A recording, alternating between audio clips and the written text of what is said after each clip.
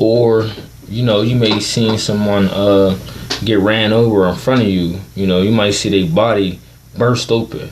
You may see one part of their body on one part of the street, and the other one, the truck is driving with it. Or for us, was instant. Somebody might, who knows, jump off a building. Commit a suicide in front of you, right? And their body hit the ground in front of you, and their body just burst open like a watermelon. You're going to be sick when you see it, when something like that. So what these prophets were saying was what they were saying more things, and they were saying visions that you cannot fathom. More than that. Like I was getting to getting zapped by a laser beam. Matter of fact, since I spoke on that scripture, I'm just gonna read it before I close out. Salah. It says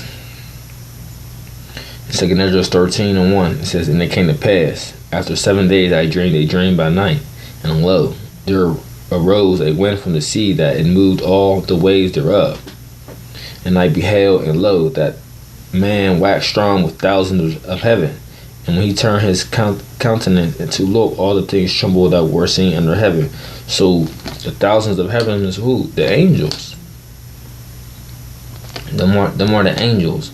And yes, everyone's going to be tremble when they see Yahawashi and all the angels come back. It says, and whensoever the voice went out of his mouth, all they burnt. You see? It says, and whensoever the voice went out of his mouth, all they burnt. Come on, man. What is that speaking about?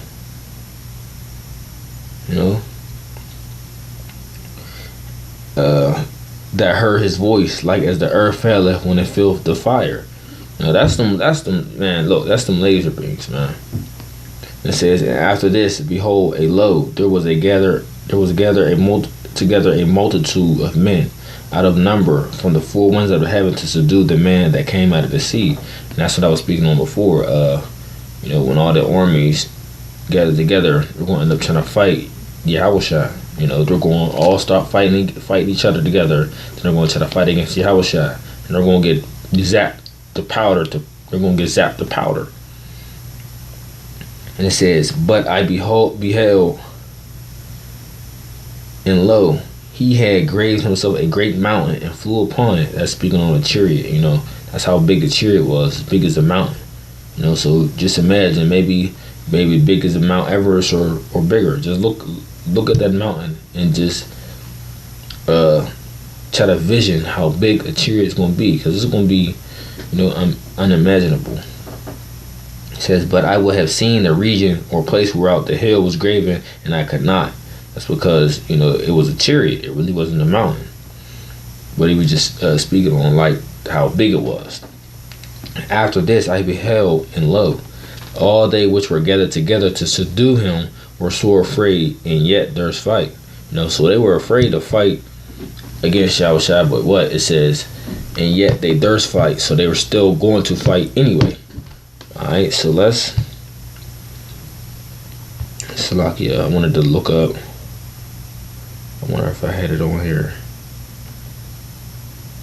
Oh, they don't got it on this sword. So I'll just keep finishing getting to it. And it says, lo, continuing, and lo, as he saw the violence of the multitude that came, he neither lift up his hand, nor held sword, nor any instrument of war. So this is going to be easy for Yahawashi, man. This is a cakewalk. But only I saw that he sent out of his mouth, as it has been a blast of fire, and out of his lips a flaming breath, and out of the tongue he cast out sparks and tempests. That's them laser beams, man. That's them people are telling you can't imagine you running around the streets and someone next to you gets zapped by a laser beam. Come on, man. But it's in these scriptures. When I read these scriptures, sometimes and I think and I vision it in my head, I can actually see things like this occur. You know. It says, and they were all mixed together of the blast of fire, the flaming breath, and great tempest, and fell with violence upon the multitude which was prepared to fight, and burnt them up, every one, so that upon a sudden of an innumerable multitude nothing was to be perceived, but only dust and the smell of smoke.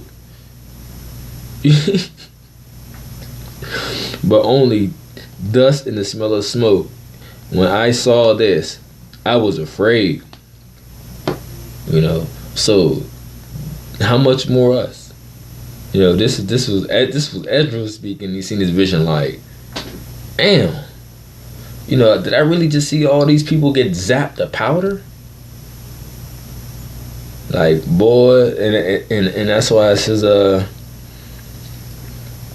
when you jump down, it's in the 16th verse it says, for I conceive in my understanding, woe unto them that shall be left in those days, and much more unto them that are not left behind. Was that the scripture I wanted? I wanted Salah. I wanted this Salah, 2nd Ezra 16 and 14.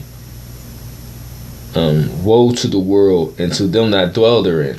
You know, that's destruction. Alright, so yeah, man, it's you know, the brothers in the know this. I just wanted to go over them, you know, just to review it and speak on it, you know. But you know, for you brothers out there that's just coming in the truth and you don't know what's going on, you know, you gotta strap on your seatbelts, you know, because this word, like Ezekiel said, this word is sweet as honey, but it's going to be bitter at times, you know, because a lot of things is bitter. I'll give you a couple examples before I close out. Knowing your mom might, you know, be put in a FEMA camp or killed by the martial law troops, you know. Knowing that you may have to run out and leave your kids behind if it so be have to be that way. Being tortured.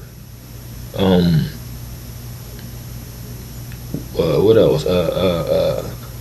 You know, different famines coming on. You know, the race wars. Now, when you in these scriptures, you know, we know knowledge and wisdom and understanding will be the stability at that time. So we know these different things are going to occur. You know, we just got to make sure we have faith and continue in this thing, and you know that what Yahawah Bahasham Yahawashi is going to guide and defend us. You know, if it be the Lord's will, if you're a part of that elect. You know, so hey, with that, let's say shalom.